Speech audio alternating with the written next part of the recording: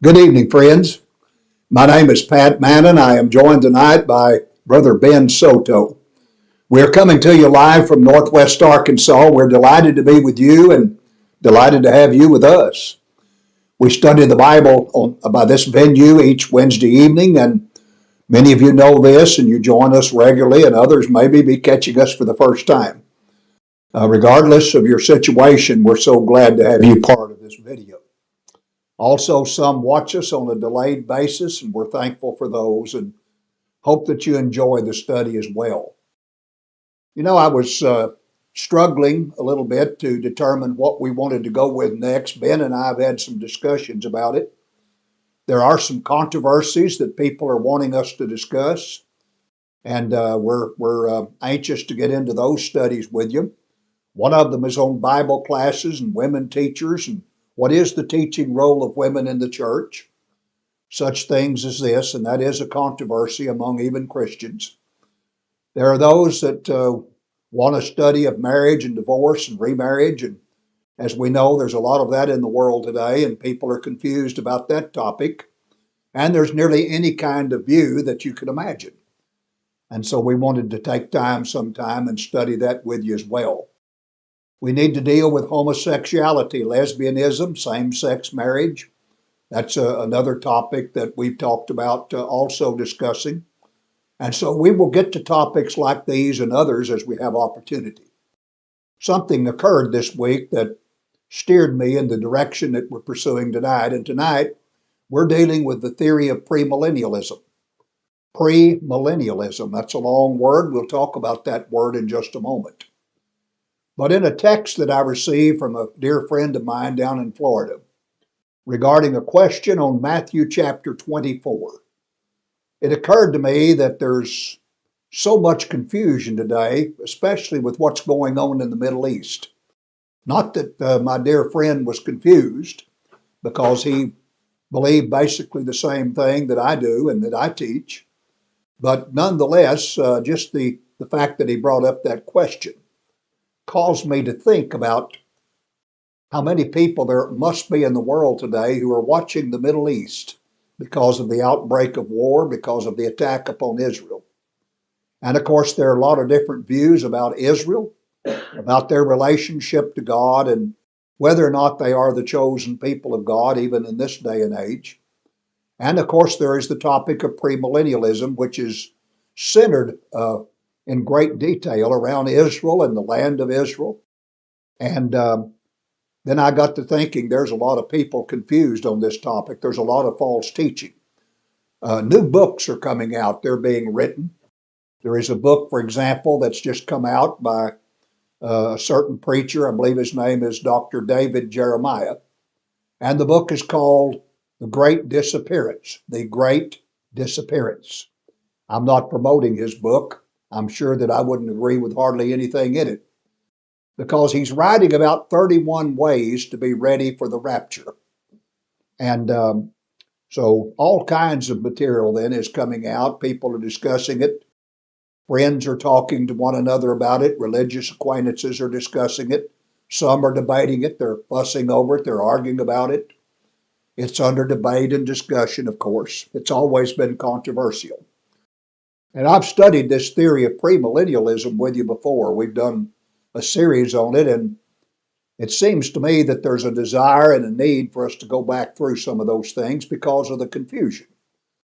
Then after I began to announce that we would deal with this subject tonight, I began to hear from a lot of you in the audience telling me how glad you were that we were opening this topic back up and dealing with it again, because you're discussing it with friends and family, and some of you are confused, and not so much that you've swallowed a lot of the error that goes with premillennialism, but that's simply you don't know how to explain it and talk about it. You know, sometimes we've got to hear subjects discussed several times in order to understand them. And I've always said it's not enough to hear a subject taught on several times. Until you and I can teach that subject, we don't know it. Until we can explain it to other people, we really don't know the subject. We may have heard it a half a dozen times, but if we can't explain it to someone else, we really don't know the material. We might say, well, I've heard that before, or I've heard that several times, and somebody might raise their voice in disgust. Well, I've already heard that. Yes, but can you teach it? Could you sit down and explain to people what this theory is all about, what is true and what is false, and all of these things? Can you deal with the different doctrines that are associated with it? And if you can't, then this series is for you. And this study is going to be of great benefit to you. I'm going to ask you tonight, you that have joined this study, to dismiss from your minds the best you can any preconceived ideas that you have on this subject. And let's just simply go to the Word of God to see what it says, because there's a lot of error taught about the theory of premillennialism today. And I'll explain this subject to you and what it's all about. I want to introduce our thoughts from a passage in Revelation chapter 20. Revelation chapter 20. And I'd like to read with you the first 4 verses here. Revelation 20, 1 through 4. John writes, "And I saw an angel come down from heaven, having the key of the bottomless pit and a great chain in his hand. And he laid hold on the dragon, that old serpent, which is the devil and Satan, and bound him 1,000 years, and cast him into the bottomless pit, and shut him up, and set a seal upon him, that he should deceive the nations no more, till the 1,000 years should be fulfilled. And after that he must be loosed a little season. And I saw thrones, and they sat upon them, and judgment was given unto them. And I saw the souls of them that were beheaded for the witness of Jesus, and for the word of God, and which had not worshipped the beast, neither his image, neither had received his mark upon their foreheads or in their hands. And they lived and reigned with Christ 1,000 years." Now, a lot of you have heard this passage many times. And there are a lot of people who believe that in view of this passage, Jesus is literally coming back to the earth one day in the future. He will bind Satan for 1,000 years, a literal 1,000 years. He will set up his kingdom here on earth. And he will reign on the throne of David in the city of Jerusalem for a literal period of 1,000 years. It's called the millennium, the 1,000-year reign of Christ. But if you'll notice in the text here, this language is highly symbolic. Revelation is a book of symbols. I've shown you that before. I will show you that again to some extent as we go through this whole series. Nonetheless, John says he saw an angel come down from heaven, and he had a great chain in his hand. He had the key to the bottomless pit. Now the question is, he's going to bind Satan. Is this a literal chain? The devil is a spirit being. Can you bind the devil with a literal chain? No, the chain's not literal. So the key to the bottomless pit is likely not literal. Keys just simply symbolize authority. So he's got the key, authority over the bottomless pit, and he's got a chain in his hand. And the Bible says that he laid hold on the dragon. Now the devil's not a literal dragon. That's symbolism. He says that old serpent, which is the devil and Satan. So he's called a serpent. And the devil's not a snake. And so this figurative language is used regarding Satan. He cast him into a bottomless pit, shut him up, and set a seal on him, that he should deceive the nations no more till the 1,000 years should be fulfilled. After that he must be loosed a little season. Then he says he saw thrones, and they sat upon them, and judgment was given to them. And he saw those that were beheaded for the witness of Jesus, and which had not worshipped the beast, and neither his image, or had received his mark. And they lived and reigned with Christ 1,000 years. Now this speaks of people reigning with Christ, but it says nothing about Jesus reigning only for 1,000 years. It says they lived and reigned with him for 1,000 years. Do you understand that? It says nothing about Jesus coming down and setting up on David's throne in Jerusalem. It says none of those things in the passage. Those things are taken from smatterings of things other places. But Revelation 20, verse 1 to 4 does not teach a literal 1,000-year reign of Christ. It just doesn't. Nowhere in the text It speaks of others that are raised to reign with him for 1,000 years. It doesn't mean he only reigns 1,000, it means they did. And the word thousand is a highly symbolic number. David writes in the book of Psalms of God, the cattle on 1,000 hills are mine. Well, what about the cattle on the 1,001st hill? Well, those are God's too.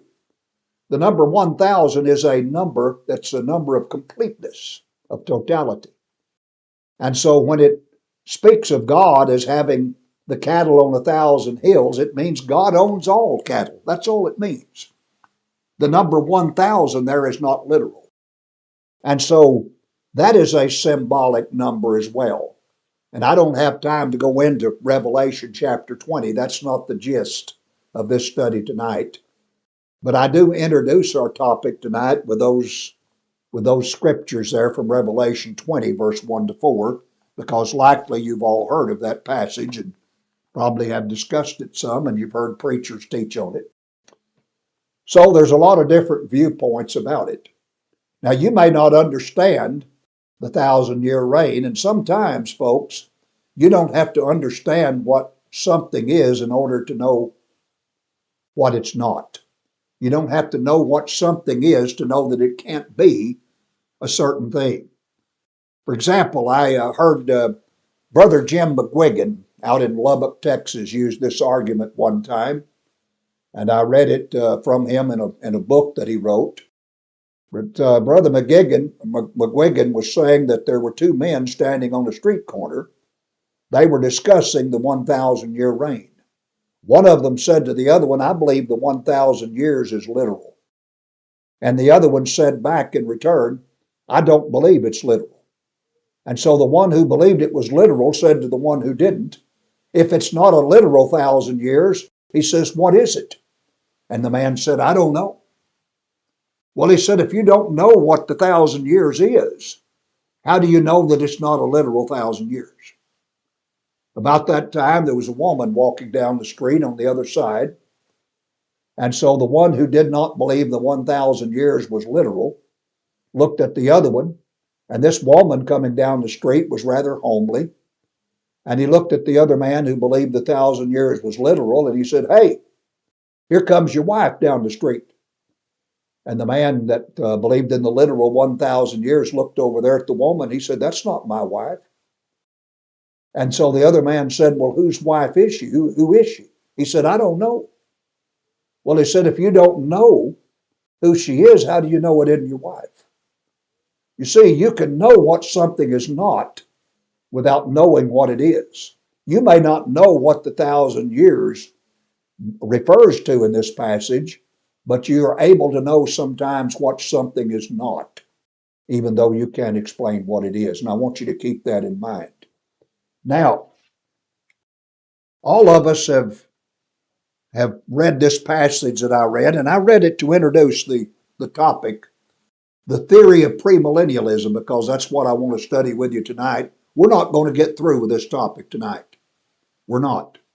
What I'm going to do tonight is lay foundation. A lot of what I will tell you tonight is false doctrine, because I've got to explain to you, friends, what premillennialism is all about before we can come in and examine it from the Bible. After all, we have to know what the doctrine is before we can examine the doctrine in light of Scripture. All of us have heard of the word premillennialism. That's a rather long word. Let's look at it here in the title, premillennialism. This word millennial right here, the word premillennial.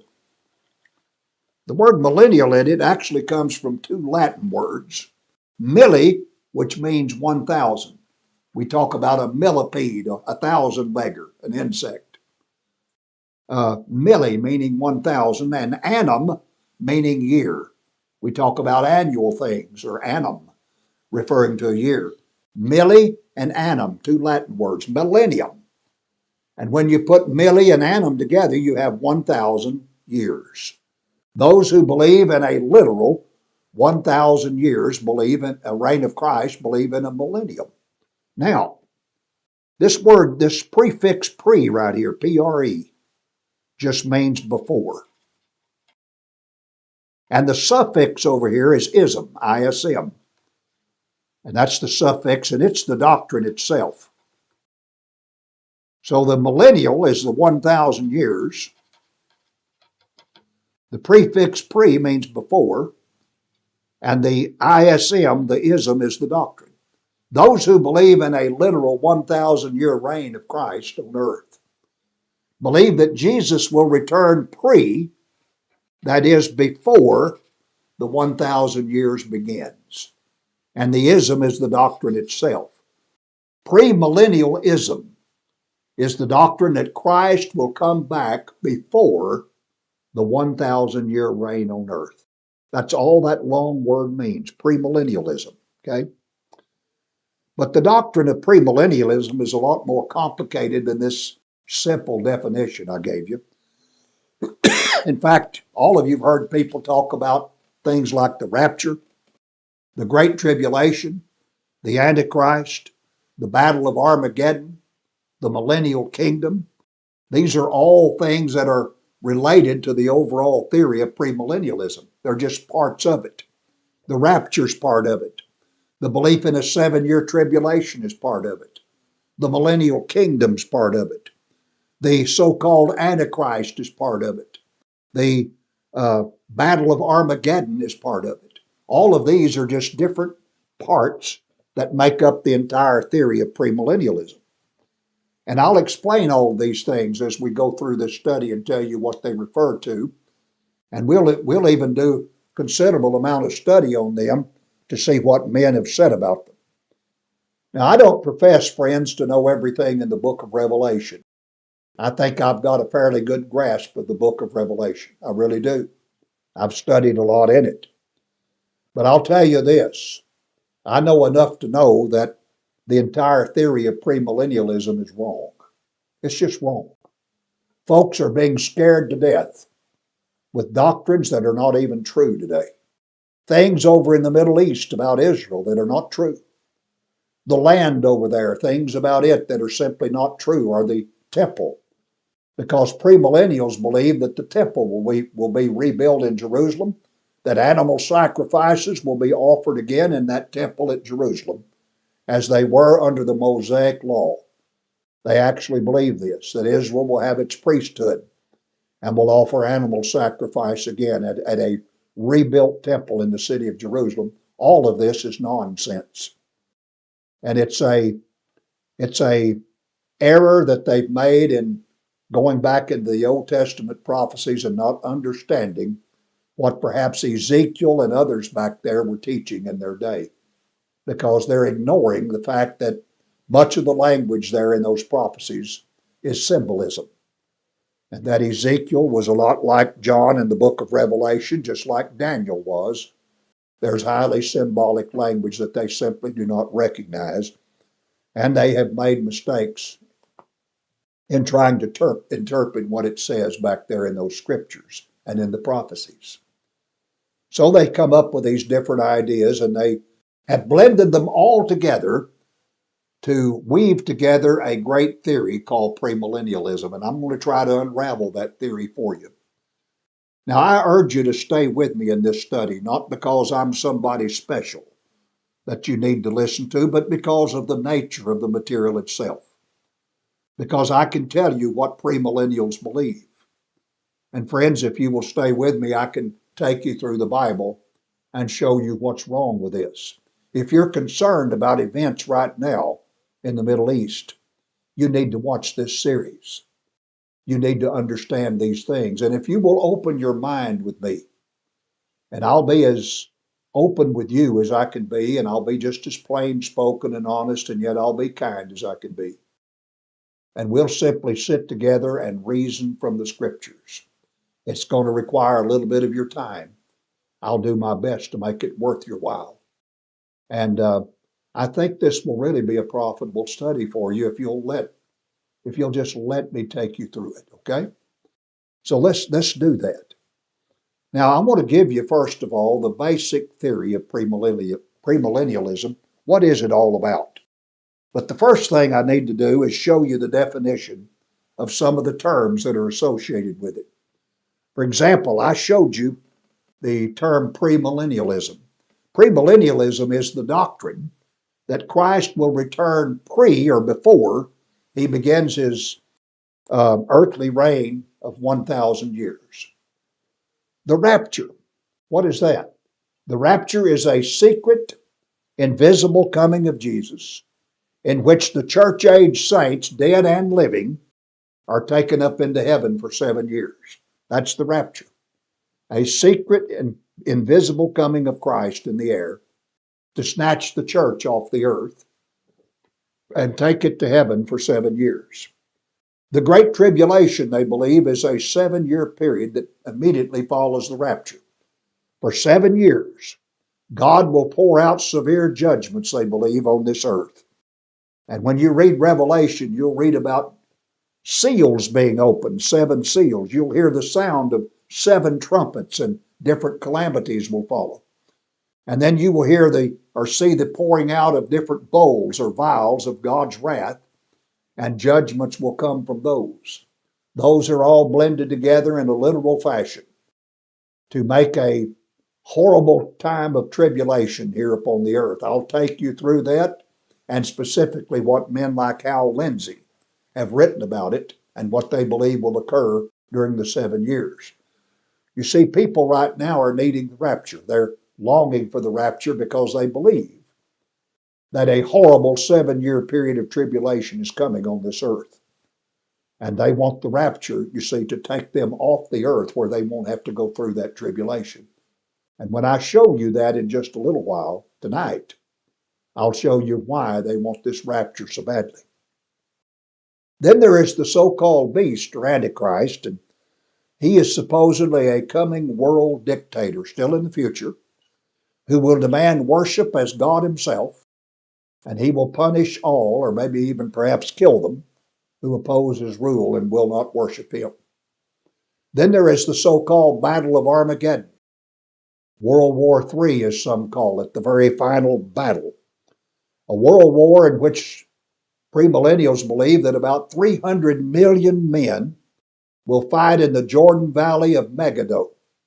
300 million will gather there in Israel in the Valley of Megiddo and fight this final battle, and even fight against Christ with missiles and nukes and all different kinds of things. It's a crazy battle. We'll talk a little bit about that. They believe it has several stages. Then there is the millennial kingdom, and that's the so-called peaceful 1,000-year reign of Christ from the throne of David in the city of Jerusalem. A 1,000-year reign, millennial kingdom. And then there's a period called the little season. We read a little bit about it there in Revelation 20. But it's an indefinite period of time in which it's believed that Satan is loose to direct men in one final rebellion against God. The little season. Finally, there is the great white throne judgment, and that is said to be the final judgment of the wicked of all ages, and that those that go through this judgment will all be cast into the lake of fire. Now, all of these things are part of premillennialism, and there are more as well. I'm just defining these 7 things, or these 8. Premillennialism, the rapture, the great tribulation, the beast or the Antichrist, the battle of Armageddon, the millennial kingdom, the little season, the great white throne judgment. These are the definitions of those things, just in a nutshell, but I'll have a lot more to say about them. Now, when we think about the theory of premillennialism, I want to explain this theory to you. It's a complicated theory, friends, and for this reason, a lot of people have not studied it. Most people that talk about premillennialism may have read a book here or there, but mainly they've heard preachers talk about it. They might have watched a video about it, and the video scared them and troubled them terribly. And yet they know very little about it. They could not probably sit down and show you where the scriptures are that they believe teach the different facets, the different parts of the overall theory. They probably couldn't lead you through a study of that. But I can tell you what the theory is because I've studied the theory in order to understand it for myself, first of all, and then to be able to explain it to others. But this is the basic theory laid out on this chart. Now, what I'm going to tell you now, basically from here on, a good portion of it, nearly all of it, is error. It's false doctrine. Nonetheless, it is the theory. And when I give you what the theory is tonight, then the whole purpose of this series will be to come in the following studies and take each section of this theory, this overall theory, and show you through a study what's wrong with that different part of the theory until we have disproven the whole theory. In other words, I will dissect this theory with you. We will open it up. We will look at the different parts of it. We will compare it to what the Bible says, and we will study it thoroughly. I'll lead you in a study before this series is over. I'll lead you in a study on the rapture, on the Great Tribulation, the 7-year tribulation, and where they get 7 years. I'll talk to you about events during that tribulation. I'll show you some scriptures that are misapplied, that are not teaching anything at all about a future tribulation, yet they are said to teach it. We'll talk about this battle of Armageddon. We'll talk about the millennial kingdom. I'll lead you in a study of the beast or the Antichrist. I'll show you what the number 666 is, the mark of the beast. We will study that in detail. And we'll do an extensive study on the beast. We'll talk about the great white throne judgment some in the little season. In other words, we will look at this theory overall. I'll take you in a study of what's called the 70 weeks of Daniel from Daniel chapter 9. I'll take you in a study of Matthew chapter 24, and we'll talk about modern day time setters. We'll talk about what Matthew 24 is dealing with when Jesus gives this great discourse. We will study that thoroughly also, verse by verse. So we have a lot of work to do. We have a lot of study to do. Very important study. It's important that you understand it. And I implore you to stay with me during the course of this study and to give me your good attention. And there will be a lot that you will learn, and I think a lot that you will find very enjoyable and very profitable to you. Let's get started on what the theory is tonight.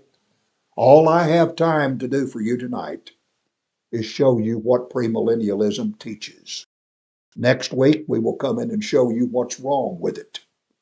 And then from then on, we'll be talking about what's wrong with it. But I've got to show you the theory first. Premillennialists believe that Jesus, of course, came the first time and died on the cross and rose from the dead the third day. But they teach that when he came the first time, he came to set up his kingdom here on earth. That the Lord literally came to set up a kingdom and fully intended to do that. But they teach that the Jews rejected Christ and they delivered him over to the Romans to be crucified, and therefore he could not set up his kingdom at that time.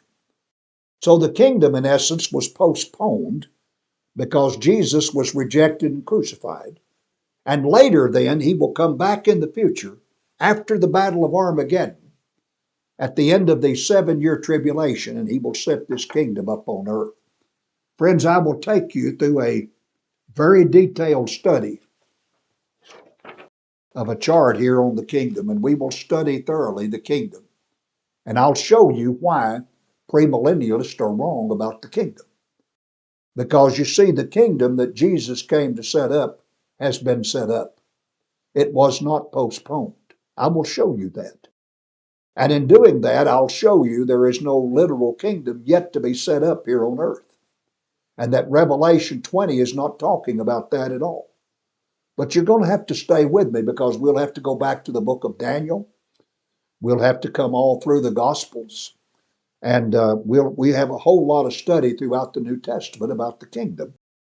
And if you will stay with me during the course of that study, you'll see that this idea of a future 1,000-year reign here on earth is simply not true.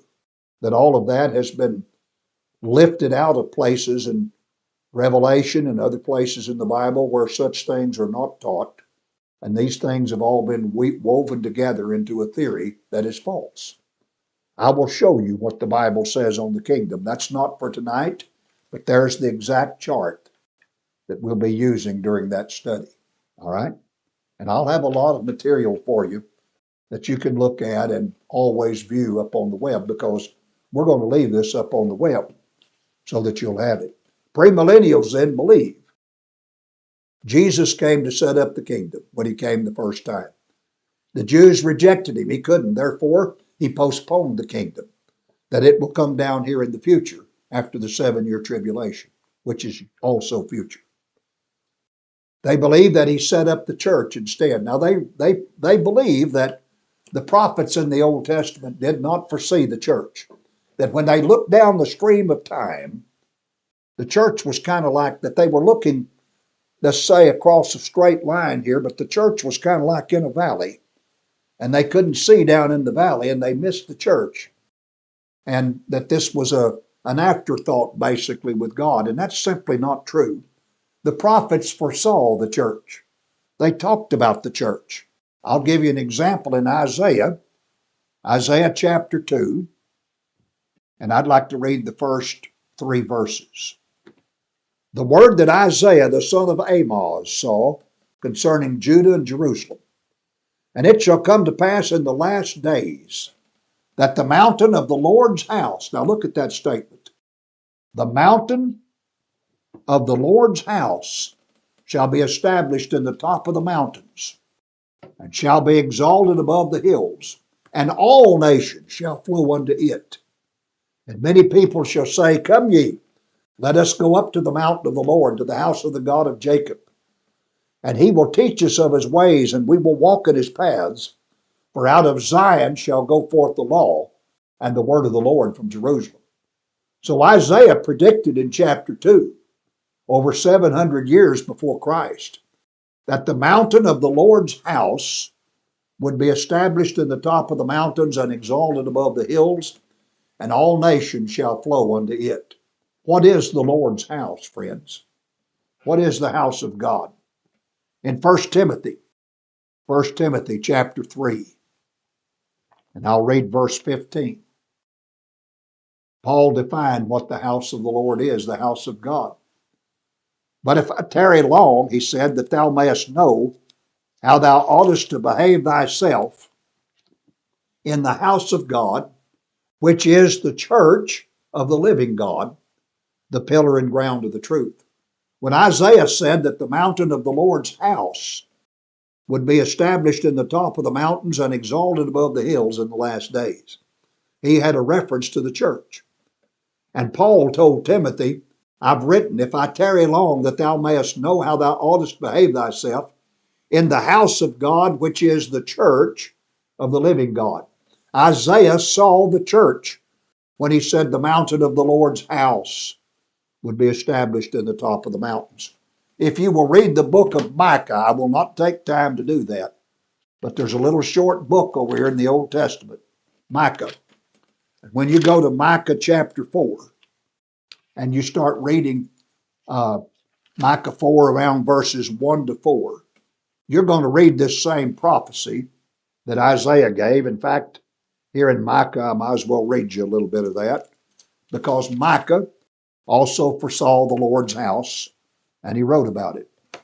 Micah writes this, chapter 4, verse 1.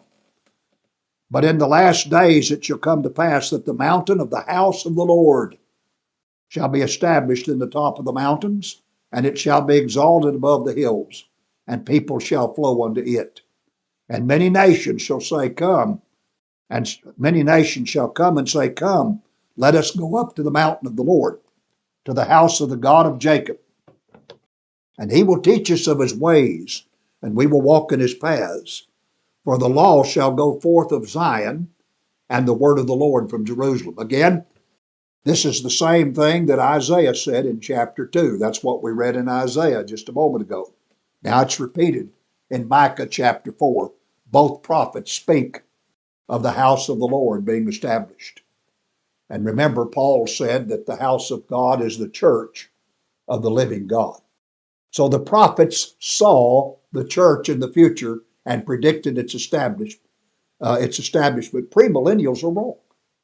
They say the church wasn't seen by the prophets. Yes, it was. You see, and Jesus came to establish his kingdom. I'm going to show you when we get into the theory of premillennialism, explaining these different parts. I'll show you the kingdom's been established, and the Lord's house was established also at the same time. That the church and the kingdom are one and the same. And I will show you that and prove it by Scripture. And I will show you that the kingdom existed in the days when Paul and John and others were here upon the earth in the days of the apostles. That the kingdom actually was set up about 50 days here on earth, about 50 days after the Lord rose from the dead. 50 days to the day from his resurrection. We'll talk about that. It's called Pentecost Day. Now, premillennials believe that the kingdom was postponed, and on the day of Pentecost, they believe that the church was established instead. And so from Pentecost Day until the rapture, they believe in what's called the church age, and they believe that we're in that right now. That ever since the Pentecost Day following the Lord's resurrection, 50 days after his resurrection, until the invisible return of Christ at the rapture, they believe this period of time right through here is the church age. They believe that the church age ends when the rapture occurs. Now, what's the rapture? Well, remember, the rapture is a secret, invisible coming of Christ in the air, in which every living saint, every member of the church, is lifted up into the air, is taken suddenly off the earth. They just vanish. And they rise to meet Jesus in the air. They are judged, they are given a glorified body. And the dead Christians, the ones that died only between, now listen to this, only the dead who died during the church age are raised up at the rapture. None of the Old Testament saints. Abraham, David, no one, pardon me, no one from the Old Testament period is raised up. Not John the Baptist, not any of them. Only church age saints are raised from the dead, and only the church is raptured off the earth. So they believe that only those who died between Pentecost Day and the rapture are resurrected here at the rapture. The dead church members, the dead saints from Pentecost to the rapture are raised, and they rise first and meet Christ in the air. And then every living Christian on earth that's a member of the church is taken off the earth, and they meet Jesus in the air along with those the other Christians that have been raised from the dead. And all of them are taken to heaven for 7 years to be with Christ. They are judged at that time. There's a judgment. They are judged, and they're judged righteous and fit for heaven. Their bodies are changed to a state of glory, to a spiritual, immortal state. And they go to heaven with Jesus for 7 years. Now, this starts what they call the 7-year tribulation. The Great Tribulation, 7 years. When we attack this tribulation a little bit more in our study, I'll show you where they get the 7-year period. There's only one place in the Bible, and they're wrong in their interpretation of it, and I'll show that to you. And we'll take care of the 7-year period. Nonetheless, they believe a 7-year period of great tribulation is going to come on the earth. Now, it's divided into 2 3.5-year sections. It has a midpoint. The first 3.5 are relatively peaceful. And then you have the last 3.5 years, which are horrible and full of great catastrophes. Now, this first 3.5 years, they believe, first of all, right after the rapture, the Antichrist will appear. The Antichrist, remember, they say, is the beast there in Revelation and in Daniel. He is a supposed world dictator. He will come on the scene, and he will just baffle everybody with his brilliance, and he will deceive the nations, and all of them will worship him like God, and he will rule the earth. They believe he's a world dictator. He will rule all nations. For 3.5 years, it will be a peaceful reign. But then at the midway point of the 7 years, after 3.5 years, he turns on Israel. and breaks his defense pact that he signed with them. And then he will demand worship of himself. He will set up a statue of himself in the temple there in Jerusalem and demand to be worshiped as God and punish those that oppose his rule and will not worship.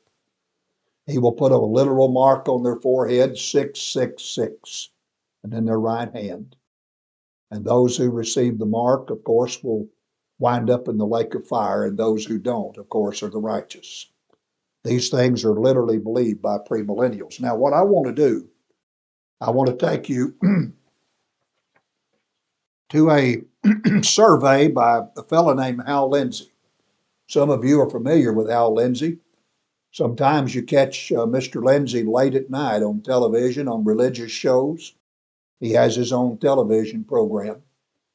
And Lindsey, back in 1970 and in the years immediately following, wrote a series of books, premillennial books. The first one that he wrote was in 1970, a book called The Late Great Planet Earth. Very popular book, sold millions and millions of copies. They made a movie about it, narrated by Orson Welles back in the early 70s. Furthermore, Lindsey wrote other books. He wrote a book called Countdown to Armageddon.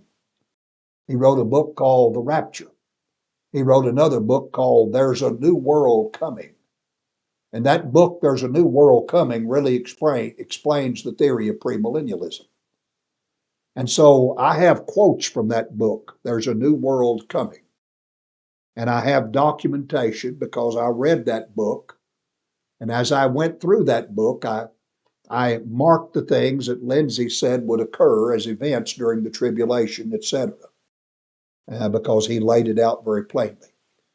Remember now, the 7-year period, and that's this whole line here from side to side, a period of 7 years, divides itself here in the middle into 2 3.5-year periods. You have the first 3.5 years. You have the last 3.5 years.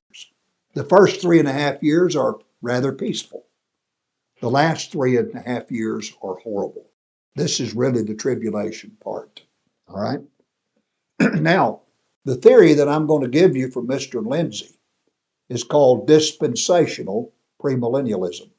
There are different kinds of premillennialism, all different kinds. There are different thoughts about the rapture. Some are pre-tribulation rapture, some are mid-tribulation rapture, some are post-tribulation rapture. I could tell you all kinds of different versions of premillennialism, but by and large, dispensational premillennialism is the most popular of all of the different theories.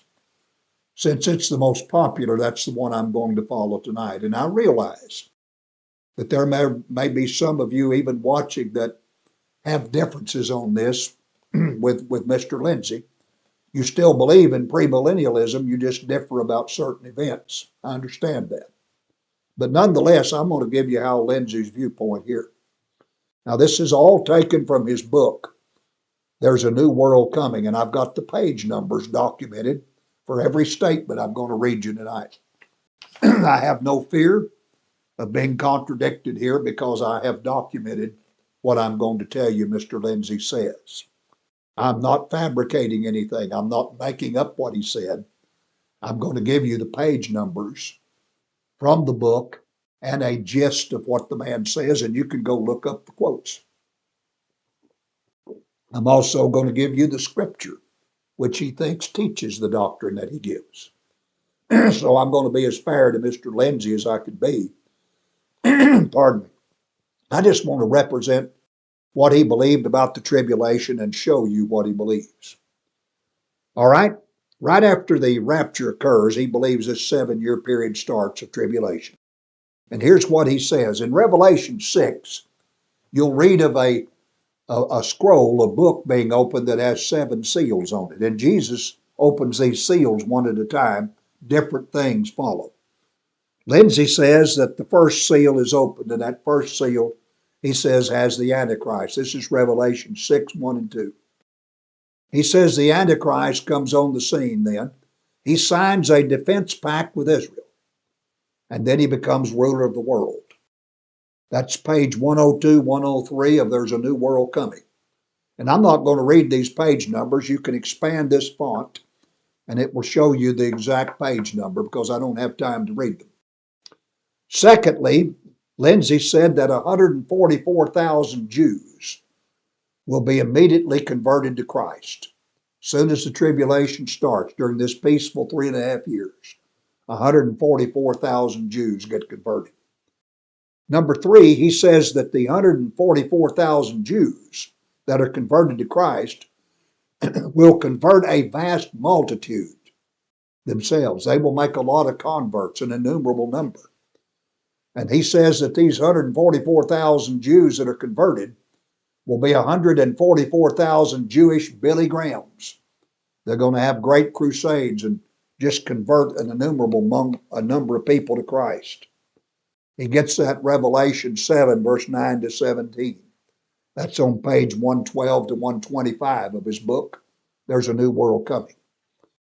Number four, he says that Moses and Elijah are going to appear on earth right at the beginning of this 3.5 year period, this tribulation.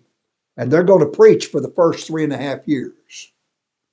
Number five, Lindsay says the Jews will rebuild their temple during the 3.5 years of peace. So during this first 3.5 years, right after the rapture, the temple will be rebuilt in Jerusalem. That's what Lindsay says. He uses Revelation 11, 1 and 2. And this is a quote from pages 155 to 160. There's a new world coming. Number six, animal sacrifices are again restored in the new temple at Jerusalem. He uses Hebrews 9:27, or Daniel 9:27. And this is page 156 of There's a New World Coming. Animal sacrifices are started. I don't know why Lindsay thinks that animal sacrifices would be pleasing to God. They're simply not. Then number seven, Lindsay says a worldwide religion called Babylon will unite almost all of the world. That's Revelation 17, 1 to 5, and page 228 to 239 in his book. At the midway point of the tribulation, halfway through, Lindsay says that the Antichrist will destroy Babylon. That's this one world religion. And that he will rule in the temple at Jerusalem.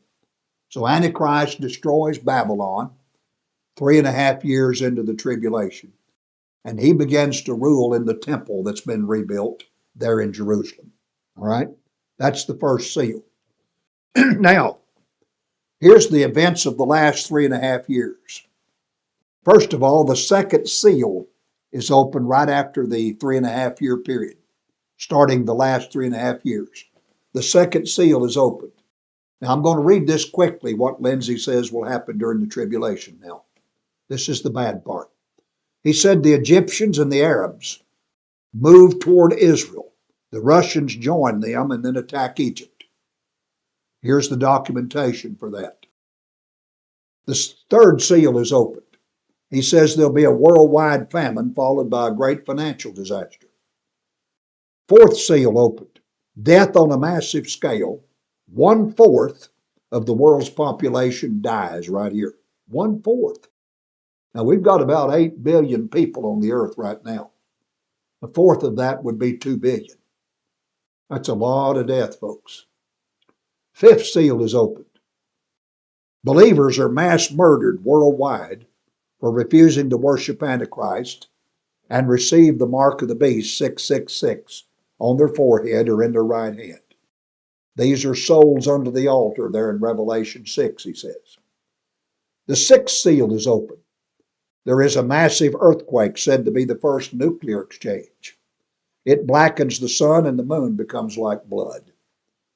And then the seventh seal is open, and when it's opened, it contains 7 trumpet judgments.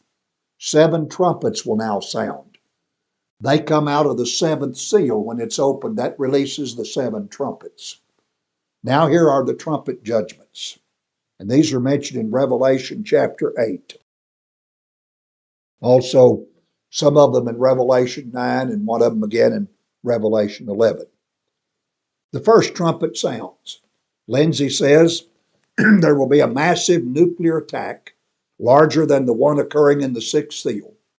1/3 of the trees, grass, crops, and vegetation is destroyed. So in this nuclear exchange, 1/3 of all vegetation is destroyed. All right?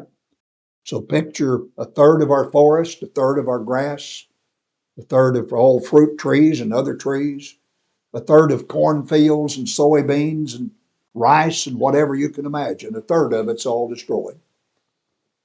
The second trumpet sounds.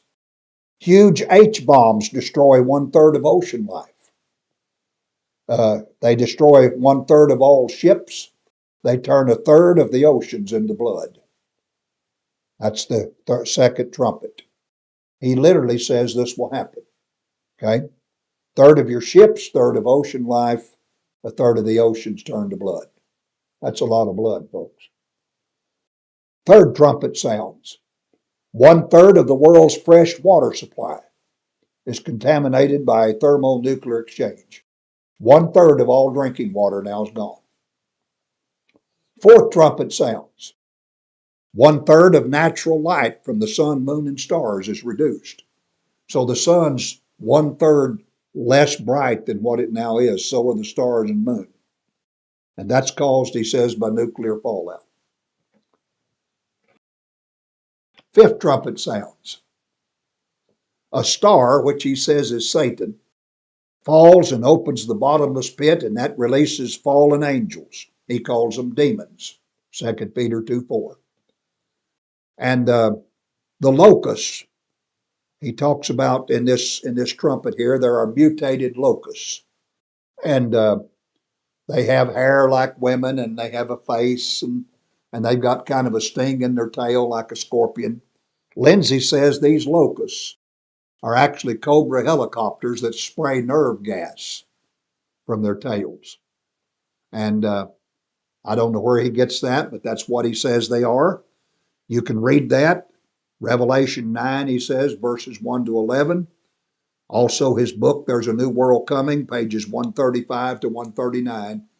It's where he talks about these mutated locusts being Cobra helicopters. All right.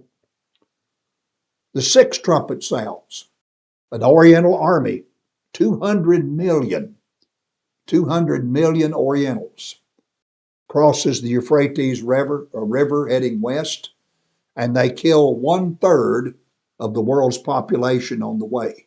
Now remember that if we have 8 billion now, 1/4 of them got killed. That's 2 billion. That just left 6 billion. And now he tells us that out of that 6 billion, 1/3 of them will be killed. That's 2 more billion.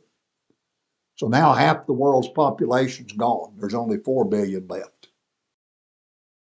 And that's during this 7-year tribulation, actually the last 3.5. Do you see why people want the rapture? They think all of this is literally going to happen, and they want off the earth. And that's why this rapture doctrine is so popular. Who would want to be around for this, right? And so they're not, according to their theory. They get off the earth through what's called the rapture. The seventh trumpet sounds, and that releases the 7 vials or the 7 bowls of God's wrath. And so now here's these 7 vials. Lindsay calls them the 7 vials of Armageddon. Okay? And here they are. The first vial is poured out, a bowl of God's wrath. Sores come upon everyone who worships the beast, but not upon believers. The second vial is poured out. The sea becomes blood, and all life in the sea dies. The entire oceans are all turned to blood. There is no water in the oceans anymore. They're all blood worldwide. Okay? Atlantic, Pacific, Arctic, Indian, whatever ocean you name. Mediterranean Sea, whatever. All of it's blood. The third vial's poured out, all fresh water supply is turned to blood. In other words, there's no fresh water anywhere on earth. Your well, your city water, whatever source it is, there is no fresh drinking water. All of that's gone, turned to blood worldwide, every bit of it. Lindsay says, and this is a literal quote, there's a big run on Coca-Cola till it's gone. So there's a big run on Coca-Cola. You can read that in his book, There's a New World Coming, page 218 and 219. He says that's documented in the Bible in Revelation 16, verses 4 to 7, which he takes literal. The fourth vial is poured out on the earth. There is a global heat wave, he says, probably from a nuclear exchange. No drinking water is available to quench the thirst. The fifth vial is poured out. Darkness comes upon the throne of the beast, which he says is Rome, and also upon his kingdom, the European market nations. So Rome and all of Europe are darkened. 200 million Chinese can now move into the darkness because, you see, this was before night vision goggles and such things. We can see very plainly in darkness now, thanks to modern inventions. They weren't available when Lindsay wrote his book in the 1970s or 80s here. And so he talks about how 200 million Chinese can now move in the dark as if nobody could see them. They would light up like a Christmas tree in our day and age because we can see at night. You see, he's just wrong on this. But when he wrote his book, there wasn't night vision. So he thinks that this darkness now that he believes will literally come will allow the 200 million Chinese to move in the darkness without being detected. 200 million of them. Think of that, folks. An army of 200 million moving and nobody sees it. With all of our satellites in the sky and all our vision. Amazing. The sixth vial is poured out. The Euphrates River is dried up so that the 200 million Chinese can move into the Middle East for the war of Armageddon. That's what he says. And then the seventh vial is poured out, and he says that's the Battle of Armageddon. And that occurs down here at the end of this tribulation where you see this nuke going off. There's the Battle of Armageddon. Now, what happens during Armageddon? Now, here's what Lindsay says. Here's the first stage of the War of Armageddon. The first stage of the war begins when the Arab-African Confederacy, which he says is the king of the south in Daniel 11:40, launches a very massive attack against Israel. That's from his book, New World Coming, page 223. Then the War of Armageddon, second stage. That was the first stage. Second stage. Second stage is an immediate, full-scale invasion against Israel by Russia. He's called the King of the North, Lindsay says in Daniel 11:40 to 45, and her allies, and he cites Ezekiel 38 and Joel chapter 2. Note, the first two stages of this war of Armageddon commence with the opening of the second seal, Revelation 6, 3 and 4. Russia joins the Arabs in their attack of Israel, then continues through Israel, attacks the Egyptians, and takes control of Egypt. While yet in Egypt, the Russian leader will prepare to attack and take possession of the whole African continent. But he's troubled by rumors from the east and north, Daniel 11:44. In the east, the Oriental army is beginning to mobilize its military forces. Sixth trumpet, Revelation 9. In the north, the Roman Antichrist is rushing to the defense of Israel because the Antichrist and the false prophet, the leader of Israel, have signed a defense pact.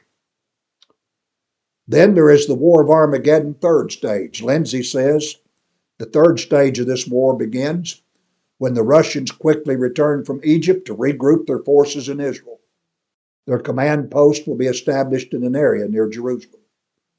The War of Armageddon, fourth stage.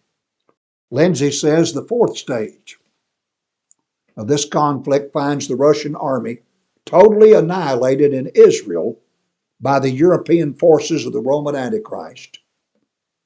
The Bible in Zechariah 14:12 predicts that this nuclear destruction of Russia, or predicts it saying their flesh will be consumed from their bones, their eyes burned out of their sockets, their tongues consumed out of their mouths while they stand on their feet. Ezekiel describes the destruction as a torrential rain of hailstones, fire, and brimstone Ezekiel 38:22. You see, he's just pulling a verse here and a verse there, and he's got this theory. Russia and many of its allies will be destroyed. Israel also suffers greatly, as do many greatly populated centers of the earth, or the world. Ezekiel 39. Then there is the War of Armageddon, fifth stage. The Oriental army of 200 million reaches the Euphrates River, prepares to attack the forces of the Antichrist, which are still in Israel following their victory over the Romans. The War of Armageddon, sixth stage. The sixth stage is the mobilization of all the world's remaining military forces under the command of the Antichrist against the King of Kings of the East. That'll be the Oriental army, Revelation 16:12. All the armies now enter the Middle East and spread their forces throughout the entire length and breadth of Israel, with the largest concentration poised for the great and final battle on the plains of Armageddon. Then there is the War of Armageddon, the seventh stage, and this is the last stage.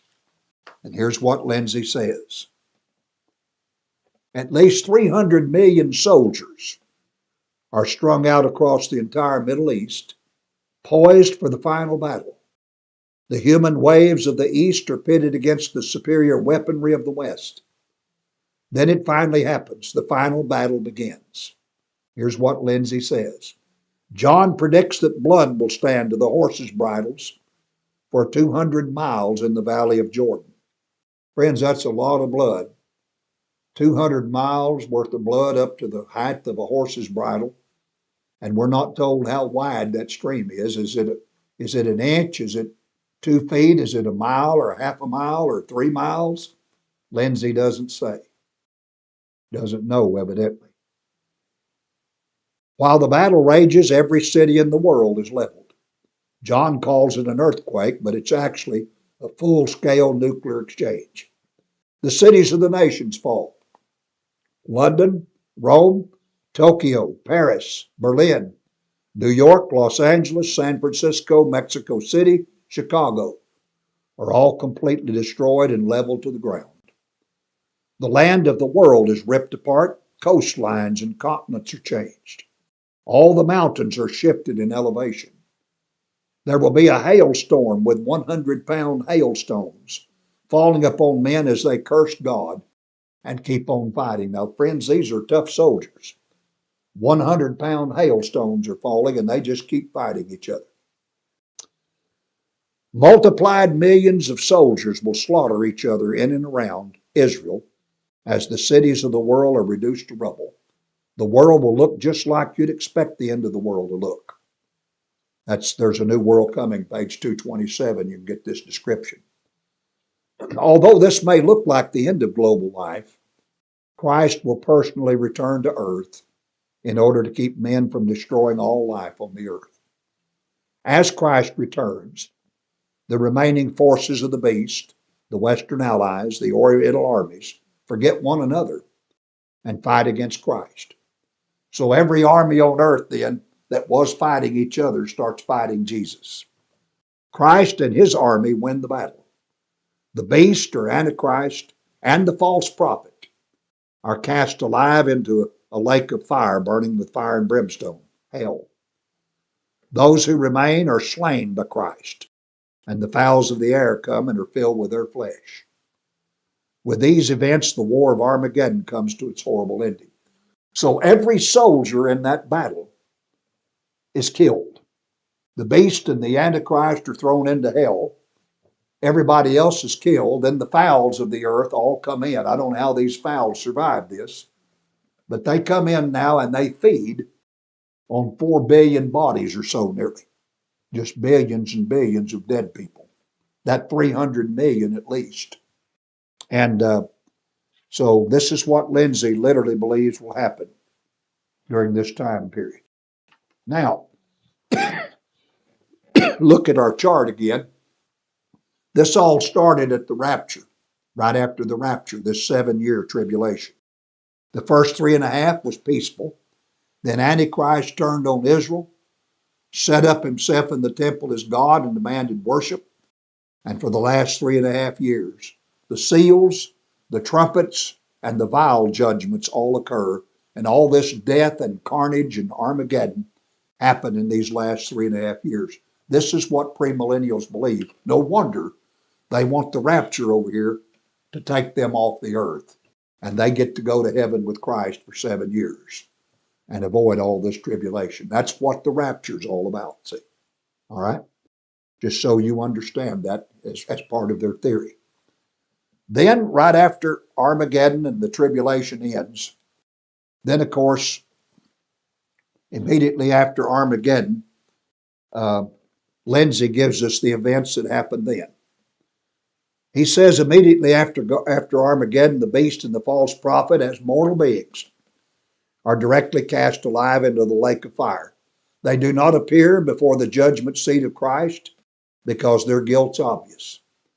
Having disposed of them, Christ begins to judge all those still alive on earth who rejected him.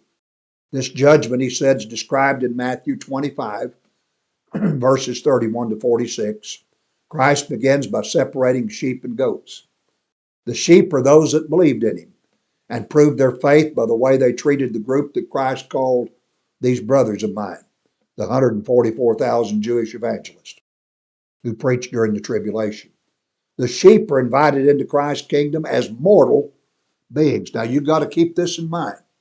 Those who lived, those who survived during this tribulation of 7 years, those who came out alive and weren't killed, go into the millennial kingdom here as mortals. They are in flesh and blood bodies. Why? Because they're going to produce children during the 1,000 years. They're going to marry, and they're going to produce children. There'll be children born during the 1,000 years. Why? Why does Lindsay need this? Lindsay is a Calvinist. Lindsay does not believe that you can fall from grace. And so he can't have everybody that enters the tribulation, he can't have them in spiritual bodies because he can't produce any offsprings. Why does he need offsprings? Because the righteous who come into this tribulation, the adults and all such,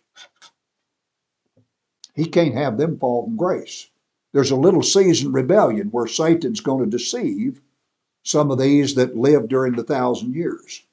And he's going to pull off one final attack against the saints, see. And Lindsay's got to have mortals coming out of the tribulation that can produce offspring so that the righteous won't fall from grace and be deceived by Satan.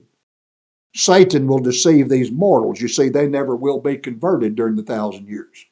You're going to have Jesus reigning for 1,000 years, and not everybody's converted. This is nonsense. They'll be in the kingdom, and he will reign there for 1,000 years, but they're not converted. But that's what Lindsay believes. Why? Because his doctrine of once saved, always saved requires him to have mortals that can produce children born during this tribulation that never were converted to Christ, that Satan can later deceive when he's loosed, and use these mortals to stage one final rebellion against God's people. That's what he's up to. And that's why Lindsay has this doctrine. So he says that the sheep are invited into Christ's kingdom as mortal beings. And the sheep, together with the 144,000 Jews, will be the only mortal-bodied, not glorified persons alive on earth during the millennium. The goats are those who have opposed Christ, persecuted the 144,000 Jewish evangelists during the tribulation. They are judged, sentenced to eternal fire, and slain with the sword of the Lord.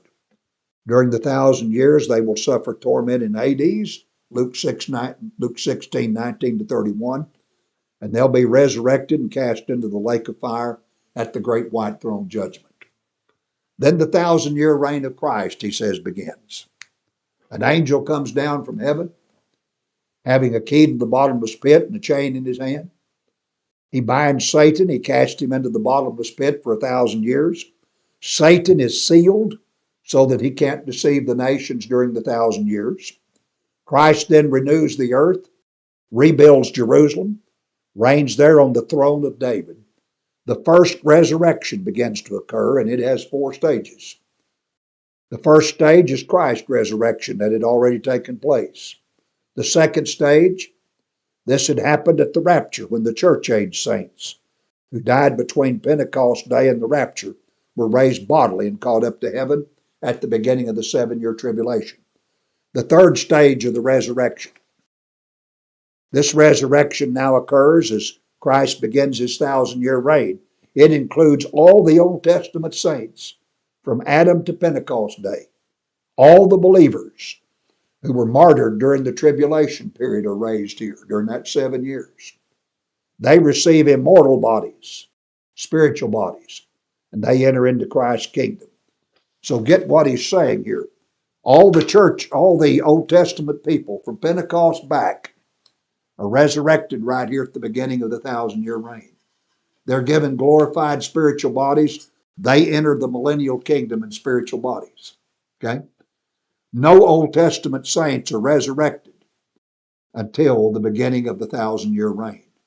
I'll give you a little bit more summary on this in just a minute before I close the study tonight. The fourth stage occurs. All mortal believers who live through the millennium receive glorified bodies after the millennium. That is, they're given a change, 1 Corinthians 15:50. And the resurrection is then followed by a 1,000 years of peace on earth. So, he believes that there's 4 stages to the resurrection. There's Christ, there is those at the rapture, there's those at the great white throne judgment, and there's saints who receive the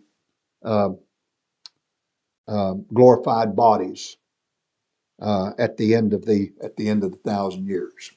That is, the mortals that lived in his kingdom. Then the little season comes right after the 1,000-year reign. When the 1,000 years are ended, Satan will be loosed from the bottomless pit.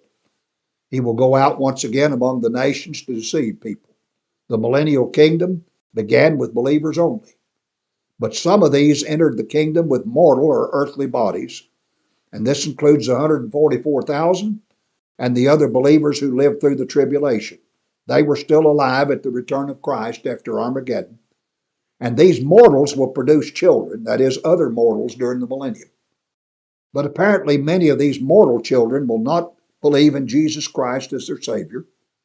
They will be deceived by Satan during the little season. So the first thing Satan will do after being released is to organize a war. He organizes many descendants of the enemies of Israel, Gog and Magog, born during the millennium, and surrounds Jerusalem. Now let the reader keep in mind that Lindsay believes Gog and Magog are Russians, and they had been annihilated in the land of Israel by Antichrist. How then did any of their descendants enter the millennial kingdom? At any rate, as Gog and Magog surround the city of Jerusalem, God zaps them with fire from heaven and annihilates them, and Satan is then cast into the lake of fire. So here's the little season. What he says will happen there right after the 1,000-year reign. Now, that leaves one final thing in the theory, the great white throne judgment. Immediately after the punishment of the devil, the second resurrection occurs. After the devil, after the little season's thrown into the lake of fire, now what Lindsay calls the second resurrection occurs. Unbelievers, that is the wicked, of every previous age are resurrected right here. Now remember, there are no wicked that are resurrected till right here at the great white throne judgment. That's it. That's where they get resurrected. And they're brought before the great white throne to be judged. Lindsay says the books are open, which is the book of the law, the book of works, the book of life. These are the books. That's what he says they are. Book of the law, book of works, book of life. The wicked are judged from these books. The book of law is open. It's the law of God, which these have violated. Next, the book of works is open. Evidently, each person has an angel who writes down his or her works. Isn't this nonsense? But that's what he believes. Everybody has an angel that writes down their works as if God can't remember it. Since the wicked have a record of wicked works, works that are not forgiven, then they're condemned. The last book to be opened is the book of life. This is a book containing the name of every person born in the world. If a person dies without receiving forgiveness of sins, God blots their name from this book. So when Jesus opens this book at the white throne judgment, the only names left in it will be the names of God's people who've accepted Christ as their Savior. That's why the book is changed from the book of life to the Lamb's book of life. Christ will then say to each person, I never knew you. And then each person will be cast into the lake of fire. Now, friends, to verify all of these summaries that I've given you, you can get you a copy of Hal Lindsey's book if you want to. I don't encourage it, but you can. And you can take that book. There's a new world coming. There's a new world coming. And you can examine the pages that I've got documented out over here. And I've got all these pages in bold print where Lindsey makes these quotes. They're here under Armageddon and the War of Armageddon. There's the page numbers. And when I gave you the events during the tribulation, under every one of these details that I gave you, I've got his page number in that book, There's a New World Coming. I'm not misrepresenting Mr. Lindsey. This is exactly what he wrote. And you will find the pages documented here. It was a lot of work for me to read and document this. But I did it so that I could show other people what premillennialism is all about. And it's tedious study, but it's got to be done if we're going to understand this theory. Now, you may be bored to tears with this. I don't know. But I'm telling you, it has to be studied out, and every generation's got to learn this stuff. And that's the reason we want to teach it and get it up on the web and have a body of knowledge there, a reference tool, a place that you can go for documentation to understand this theory. It's very important that we do that. I will save you a lot of reading if you just want to go to that and notice the details. Now, you're welcome to read the book. Now, let me show you what this theory is all about, and then Ben and I are going to close tonight, and next week, when we come on with you again, I'll show you what is wrong with this theory. We'll go through it, okay? Now, premillennialism, folks, has 4 comings of Christ. You've got to understand this, 4 comings. Not one, not a second coming, 4 comings. It has 4 resurrections. You've got to understand this. It has 4 judgments. Okay? 4 judgments. And I'll show you these 4 comings, and I'll show you the 4 resurrections, and I'll show you the 4 judgments. The 4 comings are this. You have the first coming of Christ right here. The second coming of Christ, invisibly at the rapture. The third coming of Christ, when he returns with the saints at the end of the battle of Armageddon before the millennium. The fourth coming of Christ, the great white throne judgment in which he judges the wicked of all ages. There's the forecoming of Christ. The cross, or the first time he came, the rapture, the beginning of the millennium, the great white throne judgment.